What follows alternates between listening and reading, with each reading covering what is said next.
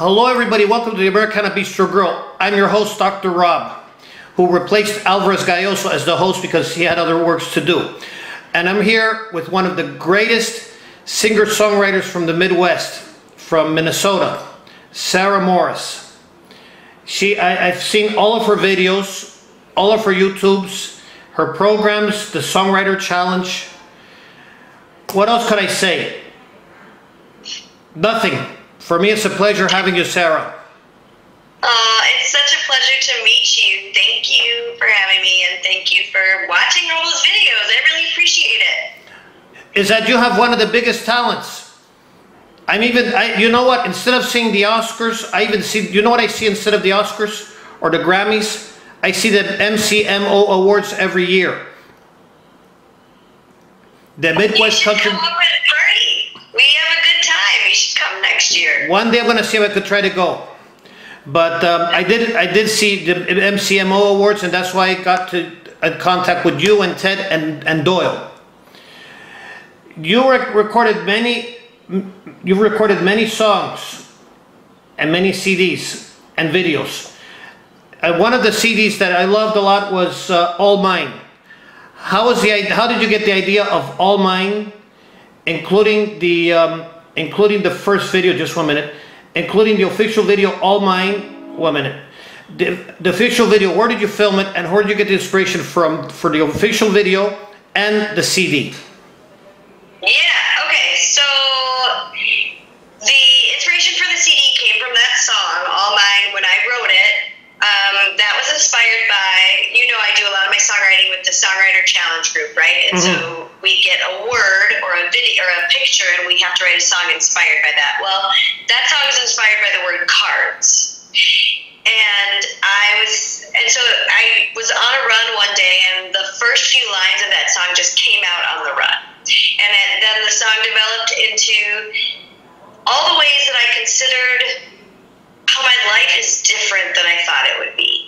And the journey that I've had is just different than I anticipated. That's everyone's story, right? Like, we always go in all these different directions. Maybe we had one vision. And I thought about how important that is to, like, kind of embrace the story that becomes your story. And so when I finished writing that song, I really loved it. And I thought, this is the next album. And I think it makes sense to call the album All Mine because it was about embracing who I am in all the different ways. And then the video, because I did write that song on a run, I write a lot of songs on runs, or I start them or work on them when I'm running, we shot that video with David Dennison, who's also worked with Ted Heineshevitz. And we shot that in the park where I run every day. So if you watch it, there's a lot of scenes of me running or walking through a park, and I go there every day to this little patch of forest. And then the other scenes, we rented a house. I rented an Airbnb, like on a weekday for like 3 hours. You can get a discounted Airbnb for just a few hours if you want it. And, we do that a lot here too in Florida and elsewhere. Yeah. Yep. So that was where we did the video. That's great. Now, how do you reconcile your album? How do you reconcile All Mine with previous albums that you have recorded? So I think of All Mine as sort of the third piece to a trilogy for Ordinary Things, Hearts in Need of Repair, and All Mine. All of those albums pretty much involve the same human beings. Eric Lundquist was the engineer on all of them and my co-producer on all of them. The band was pretty much the same. We had 2 drummers that were on both projects. We had very similar guest stars on each one. So I think of it as like the journey of Eric and me and Tom and Andrew. We were on all 3 albums, and like, how did we change as people? I think you hear that sonically, the growth, and how did I change as a songwriter? And so that's sort of where I see that album taking place. Before that, I had 2 albums that came out about a decade ago, Grateful Moon and Lonely or Free, and those were awesome experiences. Those were just like me learning how to record a little bit. And then since All Mine, I have an album called Between Here and There, Little. I think you have a copy of it, or it should be arriving soon. Yeah. And that was recorded in COVID, in early COVID, when we were learning how to record from our house. Yeah. So that was, yeah. It's a great album. I so love that I have about 3 copies. Oh, thank you so much. I'm so glad you love it. Yeah.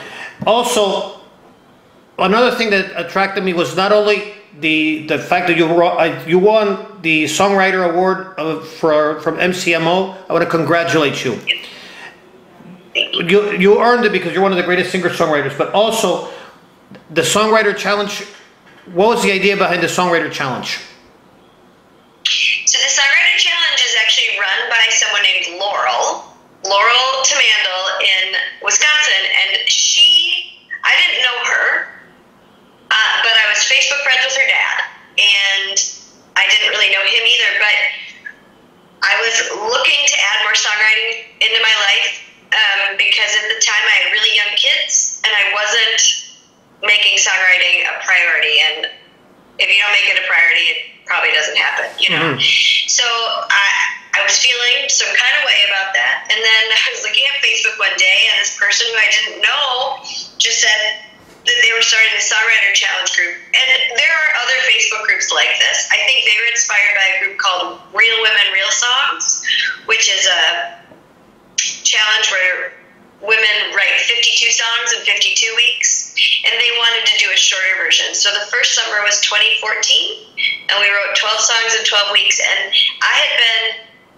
the year before, I'd written 1 song. So it was like such a big deal that suddenly I was writing all these songs, and then I just kept going.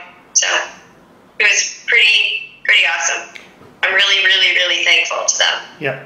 I also saw your other videos. Hey, I Miss You. I loved Hey, I Miss You a lot. What was the idea between Hey, I Miss You? Yeah, that's a COVID baby. I was on a run, and it was the last week of December 2020, and it was cold, you know, in Minnesota, because you're down where it's sunny and warm, right? But we had a lot of years or a lot of that year where we just weren't seeing anybody because we couldn't hang out outside much either together. So I was on a run, freezing my booty right off, and I was listening to a podcast interview with Seth Godin. Do you know Seth Godin at all? It's sort of, yeah. He's one of my favorite writers right now, and he was just talking about something, and I started to listen and then kind of doze off until I was in my running space, and I thought about how I missed collaborating with people, and I thought about how I missed Toilet Tunes, because Toilet Tunes was this other show I'd had where I was physically with people, and I thought, gosh, we've learned all these things with Zoom and StreamYard, and I bet I could have a show where I was still kind of with people without being with them, and I thought, I'm going to call it Hey, I Miss You, because I really miss people. And I was like, oh, and there's going to be this feature. I mean, it all came on one run. And I was like, oh, and my first guest is going to be my friend Graham Bramblett. I just knew it had to be him. And then my second guest was going to be Haley Rydell. And and then it ended up coming out just like I dreamed, which was really special. And I will do more of them. Hey, I Miss You was it would debut weekly on Fridays, and I did it this January through May of 2022. So I've done like 50 episodes, but I'll do some more once it gets cold again, probably starting in January. Yeah, I also love the Toilet Tunes. You already answered my question about the Toilet Tunes, so I love them. Every Friday I see it. The way you could do a concert in the bathroom or outside, I love it. Very original. Thanks. Thank you. And I do have, and I do remember there's one part of Toilet Tunes that I love a lot. Tell me something good. Yeah. I'm good. Yeah, that's a good one. You want to tell me something good? Yes. The next time I'm going to do an interview with you or anyone from the Midwest Country Music Organization, which all of them are invited, I'm definitely going to be mastering StreamYard. I love it. And I will do it. I will master StreamYard. If I mastered Zoom and I mastered doing Instagram interviews even during COVID, why not do the StreamYard? Yeah, I love StreamYard. It lets you do all these fun things with graphics and lets you go to many places at one time. Yep. And I do, but I am telling you something good. That's the first thing.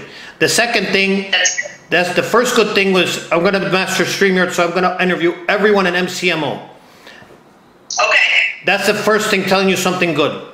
Number two, we have survived Hurricane Aaron.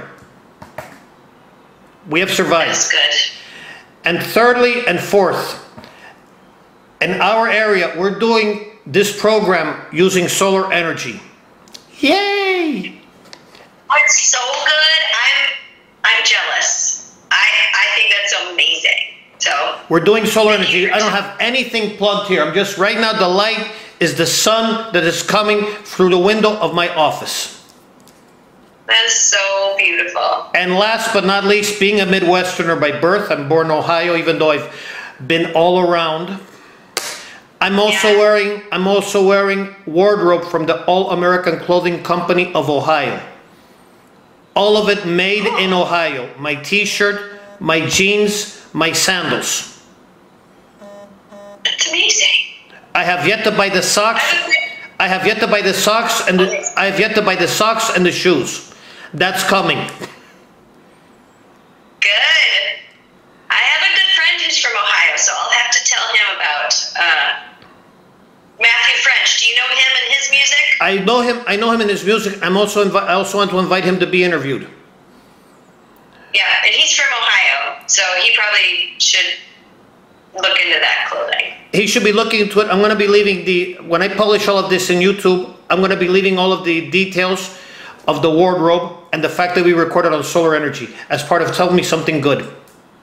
Yes, please. Yes. And of course, the promise that I'm going to learn how to do SoundCloud. I mean StreamYard, better yet, StreamYard I meant. Yeah. Yeah. The rest is the rest. Where can we find all the material from Sarah Morris? Yeah, so probably the best place is my website, sarahmorrismusic.com, and Sarah with an H. That's important. And then, I mean, you can stream my music on Spotify, Apple, all those places, Bandcamp. I have Facebook. I have a really active Patreon, which thank you for being there. Patreon is like a really great space where I get to share kind of the behind the scenes things. I'm working on a new album right now, so those will be the people that will get to hear it first, which is fun. Mm-hmm. Yeah. And definitely YouTube, we're gonna. YouTube is where all my videos are. And what? Well, YouTube is where all my videos are, so that's a good place too. Yeah, definitely in the next interview we're going to be using StreamYard, barring any freak accidents. Okay. And last but not least, as I already told you, 4 things, something good, and we're almost finished here. Just wanted to thank you for coming to the interview and being interviewed in the Americana Bistro Grill. For me, it's a pleasure and an honor.